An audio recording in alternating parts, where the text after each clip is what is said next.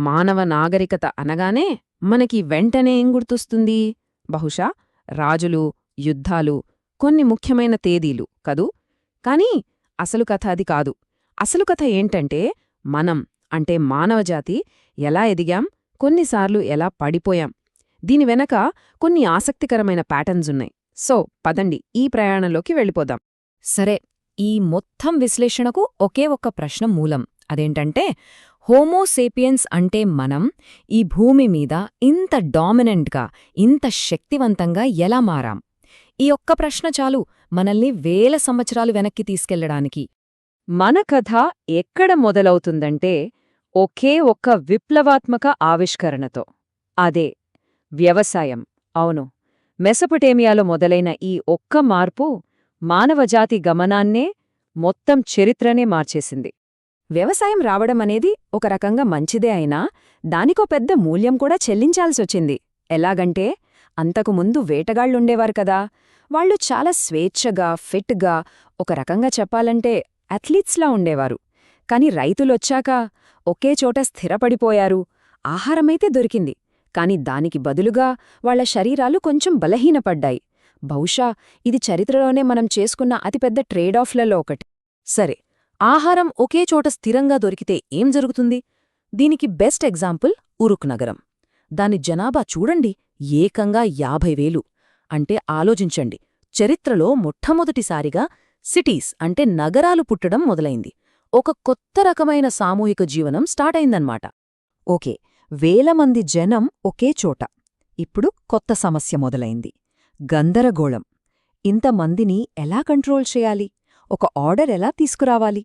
దీనికి సమాధానంగానే సొసైటీకి కొన్ని రూల్స్, కొన్ని స్ట్రక్చర్స్ అంటే సామాజిక నిర్మాణాలు, చట్టాలు పుట్టాయి. ఒక బ్లూ ప్రింట్ అవసరమైందనమాట. ఈజిప్షియన్ సమాజాన్ని చూస్తే అదొక పర్ఫెక్ట్ పిరమిడ్ లాగా అనిపిస్తుంది. అడుగున అంటే ఫౌండేషన్ ఎవరు? రైతులు, బానిసలు. వాళ్ల కష్టం మీదే పైన ఉన్న ప్రతి అంతస్తు నిలబడింది. ఇక అందరికంటే పైన అందర్నీ శాసించేదెవరు? ఫారో. అతన్ని భూమిమీద దేవుళ్లా చూసేవారు. అప్పట్లో చట్టం ముందు అందరూ సమానం కాదు.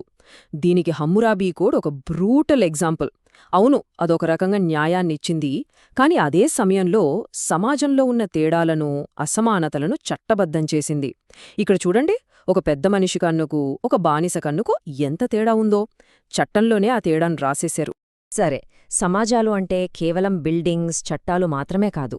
వాటిని నడిపించేవి కొన్ని పవర్ఫుల్ ఐడియాస్ అంటే తత్వశాస్త్రం, నమ్మకాలు.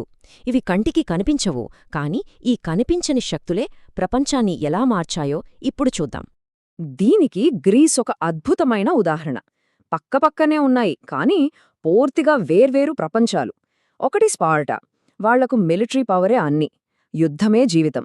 ఇంకొకటి ఏథెన్స్, వాళ్ళు డెమోక్రసీతో అంటే ప్రజాస్వామ్యంతో ప్రయోగాలు చేశారు. చూసారా, వేర్వేరు ఐడియాలజీస్ ఎంత డిఫరెంట్ సొసైటీస్ని క్రియేట్ చేస్తాయో. అయితే ఏథెన్స్లో ఉన్న ఆ ప్రజాస్వామ్యం అందరికీ నచ్చిందా అంటే లేదు. ఫర్ ఎగ్జాంపుల్, తత్వవేత్త ప్లేటోనే తీసుకుందాం. ఆయనేమన్నాడంటే అధికారం అందరి చేతుల్లో ఉండటం కరెక్ట్ కాదు, అత్యంత తెలివైన ఫిలాసఫర్ కింగ్స్ చేతిలో ఉండాలి అని. ఇంట్రెస్టింగ్ కదా? అధికారం ఎవరి చేతిలో ఉండాలి? చాలామంది చేతిలోనా, లేక కొద్దిమంది తెలివైన వాళ్ల చేతిలోనా? ఈ డిబేట్ ఇప్పటికీ నడుస్తూనే ఉంది. సరే, ఈ నాగరికతలు ఒంటరిగా లేవు కదా, ఒకదాంతో ఒకటి ఎలా ఇంటరాక్ట్ అయ్యాయి? కొన్నిసార్లు భయంకరమైన యుద్ధాలు చేసుకున్నాయి, మరికొన్నిసార్లు మనం అస్సలు ఊహించని విధంగా ఒప్పందాలు చేసుకున్నాయి.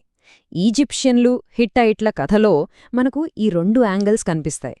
ఇప్పుడు మనం ప్రాచీన చరిత్రలోనే వన్ ఆఫ్ ది బిగ్గెస్ట్ బ్యాటిల్స్లోకి వెళ్తున్నాం. అదే కదేష్ యుద్ధం. దాదాపు 60,000 మంది సైనికులు ఒకరినొకరు అంతం చేసుకోవడానికి రెడీగా ఉన్నారు. ఒక మెగా వార్ జరగబోతోంది. కాని చరిత్ర ఎప్పుడూ మనం అనుకున్నట్టుగా సాగదు కదా. ఆ భయంకరమైన యుద్ధమేమైందంటే డ్రా అయింది. ఎవరూ గెలవలేదు, ఎవరూ ఓడిపోలేదు. ఒక రకమైన స్టిల్మీట్. ఈ పరిస్థితి నుంచి చరిత్రలో అంతకుముందెప్పుడూ జరగని ఒకటి జరిగింది. అదే ప్రపంచంలో రికార్డైన మొట్టమొదటి శాంతి ఒప్పందం.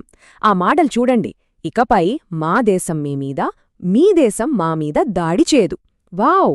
అంటే యుద్ధమే కాదు, శాంతి కూడా సాధ్యమే అని నాగరికతలు నిరూపించుకున్న మూమెంట్ అది.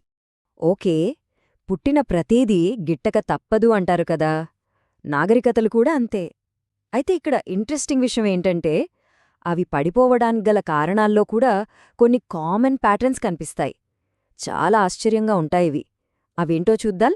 బయటనుంచి దాడులు జరగడం, లోపల అధికార పోరాటాలు, రాజకీయ అస్థిరత, ఫైనాన్షియల్ ప్రాబ్లమ్స్, పేర్లు మారొచ్చు, ప్రాంతాలు మారొచ్చు, కాని కథ మాత్రం రిపీట్ అవుతూనే ఉంది. రోమన్ సామ్రాజ్యం నుంచి చైనాలోని హాన్ వంశం వరకు సామ్రాజ్యాలు కూలిపోవడానికి వెనుక ఉన్న ఈ ప్యాటర్న్స్ మాత్రం మారలేదు. కథ దాదాపు ఒక్కటే. సరే, చివరిగా ఒక ప్రశ్నతో ముగిద్దాం.